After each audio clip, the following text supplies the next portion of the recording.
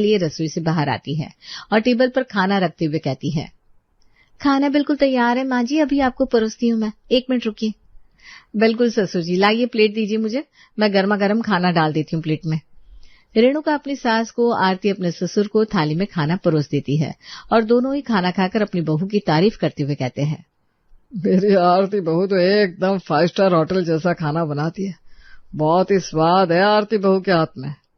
तो मेरी रेणुका बहू भी कौन सी कम है, वो तो आरती से भी अच्छा खाना बनाती है। खाने वाला खाने के साथ साथ उंगलियां भी खा जाए चाट चाट कर। नहीं, आरती बहू का खाना ज्यादा अच्छा है। बिल्कुल भी नहीं, रेणुका बहू सबसे बढ़िया खाना बनाती है। अरे जाने दीजिए ना माँ जी, ससुर जी की लाडली बहू आरती है, उनको कहाँ मेरा हाथ का खाना कुछ अच्छा लगता है। तो सासू माँ को भी कौन सा मेरे हाथ का कुछ अच्छा लगता है, उनकी लाडली भी तो तुम हो। हाँ वो तो मैं हूं ही, तुम्हें क्यों जलन हो रही है मुझसे? तो तुम्हें क्यों जलन हो रही है मुझसे? हम दोनों की बहस बंद करवा कर अब तुम दोनों आपस में बहस करने लग गई। और नहीं तो क्या, चलो ये सारी बातें छोड़ो और तुम भी साथ बैठकर खाना खा लो। ऐसे ही दोनों बहुएं अपने सास ससुर के साथ बैठकर खाना खा लेती है। उमेश हमेशा आरती की और कोकिला हमेशा रेणुका की तरफदारी करने में कोई कमी नहीं छोड़ते थे। ऐसे ही एक दिन एक साड़ी बेचने वाला आता है, जिससे कोकिला अपने घर में बुला लेती है और मोहल्ले की 2 औरतें नीलम और सरिता भी साड़ी देखने के लिए कोकिला के घर आ जाती है। अरे भैया, बढ़िया बढ़िया सी साड़ी दिखा दो जो शादी पार्टी में भी काम आ जाए और छोटी मोटी किसी और जगह पर भी काम आ जाए। और दाम भी एकदम सही सही लगाना, ये मत सोचना कि पहली बड़ी कोई खरीदारी कर रहे हैं। अरे बहन जी, साड़ी का जैसा दाम होगा वैसे ही बताऊंगा, चिंता मत कीजिए, आपसे ज्यादा पैसा लूंगा क्या मैं।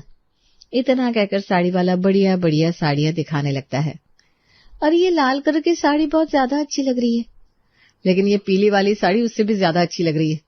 लाल कलर की साड़ी में दिन में बहुत ज्यादा भड़कीली सी लगती है, लेकिन पीले कलर की साड़ी दिन में और रात में दोनों में अच्छी लगती है। बात तो आप सही कह रही है बहन जी, पर ज्यादातर नई नवेली शादी वाली लड़कियों को लाल साड़ी ही पसंद आती है। सभी लोग साड़ी देख रहे थे, तभी वहां पर उमेश भी आ जाता है। अरे आप सभी मेरी आरती बहू के पसंद से साड़ी ले लो, उसकी पसंद बहुत ज्यादा अच्छी है। अरे नहीं जी, रेणुका की पसंद ज्यादा अच्छी है। सरिता और नीलम, जो साड़ी रेणुका बता रही है ना वही साड़ी ले लो। देखो बहन जी, जिसे जो साड़ी पसंद है वो साड़ी ले ले अपनी अपनी पसंद से, किसी की पसंद को अपनी पसंद क्यों बनाना भाई। सही बोल रहा है साड़ी वाला। हाँ सही तो कह रहा है साड़ी वाला। आप दोनों तो हमेशा ही बस अपनी बहू को ऊंचा दिखाने की कोशिश करते हैं। पिछली बार मैंने ली थी आरती की पसंद से साड़ी, एक ही धुलाई में एकदम बेकार हो गई। और मैं रेणुका की पसंद से अपनी बहू के लिए एक सूट लेकर गई थी, पहली बार में धोते ही सारा रंग चला गया। सरिता और नीलम की बात सुनकर रेणुका और आरती का बड़ा सा मुंह बन जाता है और ये देखकर कोकिला और उमेश को बहुत बुरा लगता है। तो फिर अपने घर ले जाओ ना साड़ी वाले को, वहीं जाकर साड़ी ले लो। हाँ, और हमारी बहू के बारे में कुछ भी कहने की जरूरत नहीं है, मेरी बहू की पसंद में कोई कमी नहीं है। और मेरी बहू की पसंद में भी कोई कमी नहीं है। जाओ अपने अपने घर, ले जाओ इस साड़ी वाले को, जिसे जैसी साड़ी लेनी है ले लो, यहाँ पर साड़ी लेने की कोई जरूरत नहीं है। उमेश और कोकिला की बात सुनकर सरिता और नीलम को गुस्सा आ जाता है, जिसके बाद वो बिना साड़ी लिए वहां से चली जाती है और साड़ी वाला कहता है, क्या बहन जी, अपनी पसंद की बहू को ऊंचा दिखाने के लिए आपने मेरी अच्छी खासी कमाई पर लात मार दी। पता नहीं कैसे कैसे लोग हैं आजकल के, मेरा भी इतना सारा समय बर्बाद कर दिया। इतना कहकर वो साड़ी वाला भी गुस्से में सारी साड़ियां उठाकर वहां से चला जाता है। तभी कोकिला कहती है, लो इतनी बहस में तो मेरे सर में दर्द हो गया। रेणुका, 2 कप बढ़िया सी चाय तो बनाकर ला। मैं बनाकर लाती हूँ ना चाय, मैं चाय अच्छी बनाती हूँ। क्यों? जब माँ जी ने मुझे कहा है चाय तो मैं बनाऊंगी। अरे तो ठीक है, फिर मैं कॉफी बनाकर लेकर आती हूँ। हाँ बहू, तू कॉफी बना कर ले आ, मैं कॉफी पी लूंगा। अरे पर मुझे तो चाय ही चाहिए, जा तू चाय लेकर आ।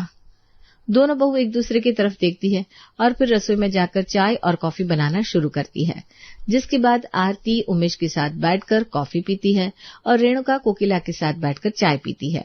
ऐसे ही वक्त गुजरता चला जाता है और एक दिन कोकिला की ननद शांति अपनी बहू सोनिया और बेटे राघव के साथ घर आती है। अब तुम तो कभी अपनी ननद को बुलाओगी नहीं भाभी, इसीलिए मैं खुद ही आ गई अपने बहू और बेटे को लेकर आपसे मिलने के लिए। अरे ऐसी कोई बात नहीं है शांति, तुम्हारा ही घर है, जब दिल करे तुम आ जाया करो। हाँ, बस कहने की बात है। अब तो भैया भी मुझे फोन नहीं करते। बहुएं क्या आ गई घर में, बहन को भूल गए। मीशो पर बेचना कोई रॉकेट साइंस नहीं है। आप घर पे भी काम ये शुरू कर सकते हैं, और अगर आपके पास छोटा रूम भी है तो उस पे भी आप ये काम शुरू कर सकते हैं, क्योंकि सारे हैंडलिंग मीशो ही खुद करते हैं। पेमेंट्स हो या फिर कैटलॉगिंग वगैरह हो, किसी भी तरह में दिक्कत हो, आप सपोर्ट पे टिकट रेस कर सकते हैं, आपको इजियर सॉल्यूशन मिल। तुम्हारी आदत ना कभी नहीं बदलेगी शांति। पहले भी शिकायतें करती थी, अभी भी शिकायतें करती हो। हाँ ठीक है, चलो अब जल्दी से कुछ बढ़िया सा खाने में बनवा दो, बड़ी तेज भूख लगी है। बताइए ना बुआ जी, आपको क्या खाना पसंद है? हाँ, रोटी चावल पराठा, क्या खाओगी आप? कौन सी सब्जी बनानी है? आलू मटर, आलू गोभी, शाही पनीर, सब बनाना आता है मुझे। जो बनाना है, जैसे बनाना है, जल्दी बना दो बस। मैं आपकी मदद करने के लिए रसोई में चलूं क्या? अरे नहीं नहीं, तुम तो मेहमान हो, तुम आराम करो, हम दोनों मिलकर सारा खाना बना लेंगे। दोनों रसोई में जाती है और खाना बनाना शुरू कर देती है, और पूरे घर में खाने की लजीज खुशबू फैल जाती है, और इस खुशबू से सभी की भूख और बढ़ जाती है। थोड़ी देर में टेबल पर खाना लगा दिया जाता है। वाह, क्या खाना है! सच में बहुत ही ज्यादा स्वाद है। इतना अच्छा खाना तो पहले कभी नहीं खाया। सच में खाना बहुत अच्छा बना हुआ है। अच्छा तो होगा ही, मेरी रेणुका बहू ने जो बनाया है। लेकिन मेरी आरती बहू का भी तो हाथ लगाया ना इसमें, इसीलिए तो और भी ज्यादा अच्छा बन गया है। आपकी दोनों की कहने का क्या मतलब है? अब दोनों की बहू अलग अलग है क्या? अरे दोनों ही आपकी बहू है और दोनों ने मिलकर बनाया ये खाना। नहीं नहीं नहीं, मेरी लाडली बहू तो मेरी आरती बहू है, और मेरी लाडली बहू मेरी रेणुका बहू है। लो कर लो बात, मेरी तो एक ही बहू है जो आप लोगों के सामने बैठी है। रोटी सब्जी सब कुछ यही करती है, घर का काम भी यही करती है। यही मेरी लाडली है, मेरे बेटे की भी लाडली है और मेरे पति की भी लाडली है। हम तो अपनी बहू से कोई भेदभाव नहीं करते भाई। इसे भेदभाव करना थोड़ी ना कहते बुआ जी, ये तो प्यार है माँ जी का मेरे लिए। वही तो, ससुर जी मुझसे ज्यादा प्यार करते हैं। अरे कोई प्यार व्यार नहीं है, ये सरासर भेदभाव है। दोनों बहू को बराबर प्यार करना चाहिए आपको भैया भाभी, वरना आगे चलकर मुसीबत पैदा हो जाएगी घर में। शांति की बातें सुनकर सभी का मुंह बंद हो जाता है, जिसके बाद सभी लोग खाना खा लेते हैं। इसके बाद शाम को शांति अपने परिवार वालों के साथ अपने घर वापस चली जाती है, और उनके जाते ही उमेश कोकिला से कहता है, कोकिला, कहीं शांति ठीक तो नहीं बोल रही थी? हम अपनी बहू में भेदभाव तो नहीं कर रहे? अरे कोई भेदभाव नहीं हो रहा है। मैंने कह दिया कि मेरी बहू सबसे अच्छा खाना बनाती है और वही सबसे अच्छी है, तो यही बात सच है। हाँ, तो मेरी बात भी बिल्कुल सच है और बिल्कुल सही है। आरती बहू ही सबसे बेस्ट है। अरे मेरी बहू सबसे बेस्ट है। मेरी बहू सबसे बेस्ट है। रहने दीजिए, आपने कभी रेणुका के गुणों को देखने की कोशिश की है? अरे तो तुमने कौन सा आरती की कभी तारीफ की है? वो भी तो तारीफ सुनने के काबिल है। जब वो तारीफ का कोई काम करेगी तभी तो मैं उसकी तारीफ करूंगी ना। सारा काम तो मेरी रेणुका बहू करती है। और मेरी आरती बहू उससे ज्यादा काम करती है, लेकिन तुम कभी उसे देखती नहीं हो। तुम्हारी नजरें तो बस तुम्हारी रेणुका बहू पर ही टिकी रहती है।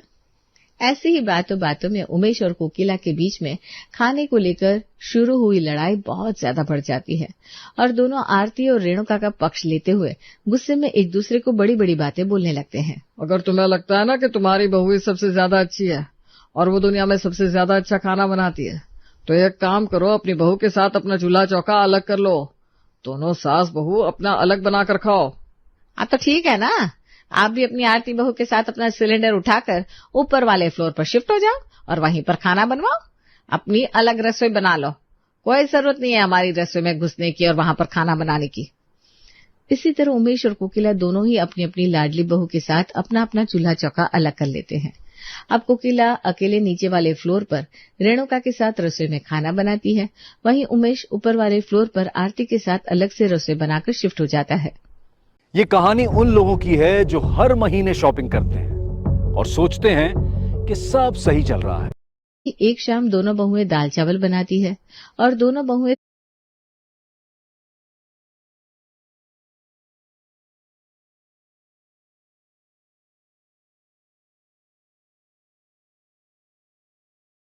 हुए थाली में दाल चावल परोसकर अपने सास ससुर को खाने के लिए देती है।